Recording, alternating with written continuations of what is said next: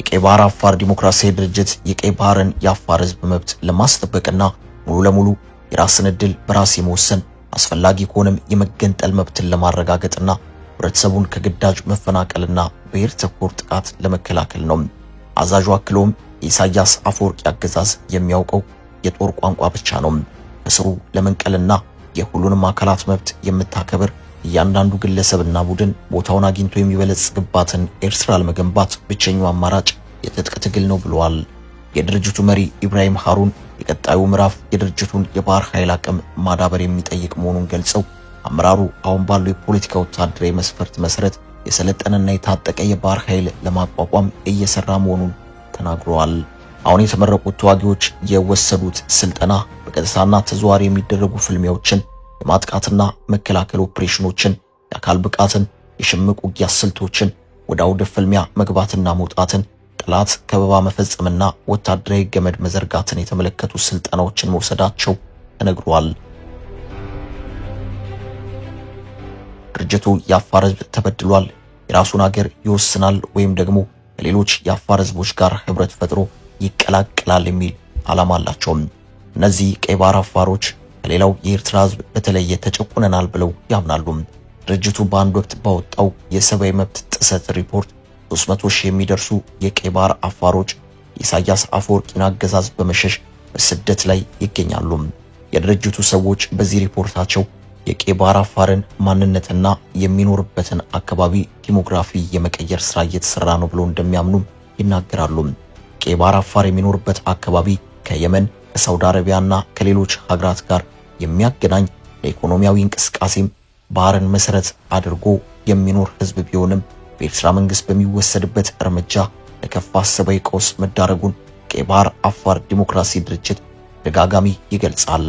አፋሮች በኢትዮጵያ በኤርትራና በጅቡቲ ይገኛሉ። የተሻለ ቁጥር ያላቸው በኢትዮጵያ ውስጥ ናቸው። አፋር የዛሬው ኢትዮጵያ ኤርትራና ጅቡቲ ሳይፈጠር ከሳውኪን ወደብ እስከ አዶሊስ ወደብ ከባብል ማንዳብ እስከ ዜላ ድረስ ተበታትኖ ብዙ ዓመታት የቆየ ህዝብ ነው። የዛሬው የኢትዮጵያን የጅቡቲንና የኤርትራን ክፍሎች የሚያጠቃልለው የአፋር ትሪያንግል ቀደምት ተወላጅ የሆነው የአፋር ህዝብ በቀይ ባህር አካባቢ ታሪካዊ የንግድ ትስስር ውስጥ ትልቅ ሚና እንደነበረው ታሪክ ጽሑፎች ያመለክታሉ። በአፍሪካ በአረብ ባህረ ገብ መሬትና በህንድ ንዑስ አህጉር መካከል የሸቀጦችና የባህር ልምዶች ልውውጥ ውስጥ ወሳኝ አገናኝ በመሆን ለብዙ ዓመታት ኑረዋል። በባህር ንግድ መስመሮች ውስጥ በተለይም ከአንደኛ እስከ 7ኛው ክፍለ ዘመን የአክሱም ግዛት ከፍተኛ ደረጃ ላይ በነበረበት ወቅት በባህር ንግድና ኢኮኖሚ ላይ የነበራቸው ተሳትፎ እንደ ቅመማ ቅመም፣ ጨርቃ ጨርቅና የከበሩ ድንጋዮች የሸቀጦች ግብይት ዋና ተዋናዮች ነበሩ። አሁን ላይ የቀጠና ግጭት ያረበበበት ሆኗል። አንድም ኢትዮጵያና ኤርትራ ወደ ግጭት ሊገቡ ይችላሉ በሚል፣ ሁለትም የታጣቂ ቡድን በይፋ እንቅስቃሴ በመጀመሩ ነው።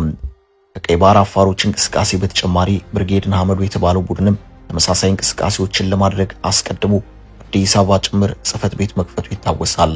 ኢትዮጵያና ኤርትራ በአፋር በኩል ውጥረት ላይ ይገኛሉ። በተለይም ከሰሞኑ ባለስልጣናቱ ወደ ድንበር ተንቀሳቅሰው ጉብኝት ማድረጋቸው ውጥረቱን ከፍ ያደርገዋል የሚል ስጋት ተፈጥሯል። የኢትዮጵያ ፌዴራላዊ መንግስት ከፍተኛ ባለስልጣናት፣ ጦር አዛዦችና የአፋር ክልል ባለስልጣናት ኤርትራ ድንበር አጠገብ የምትገኘውን ስልታዊቷን የቡሬ ከተማን መጎብኘታቸው ብዙ ትርጉምና አስተያየት እንዲሰጥበት ያደረገ ሰሞነኛ ክስተት ነበረ። በዚህ ጉብኝት ላይ የኢሳያስን መንግስት ወንጀለኛና ተጠያቂ አድርገው የሚያቀርቡት ጠቅላይ ሚኒስትር አብይ አህመድ፣ የምስራቅ አፍሪካ ጉዳይ አማካሪ ጌታቸው ረዳ፣ የኢትዮጵያ የብሔራዊ መረጃና ደህንነት አገልግሎት የበላይ ኃላፊ ሬድዋን ሁሴን፣ ከፍተኛ የጦር መኮንኖችና የአፋር ክልል ባለስልጣናት ተገኝተዋል። ከኤርትራ የወደብ ከተማ ከአሰብም 80 ኪሎ ሜትር ያክል ብቻ ትርቃለችም። አበቃን። ሰናይ ጊዜን ተመኘን።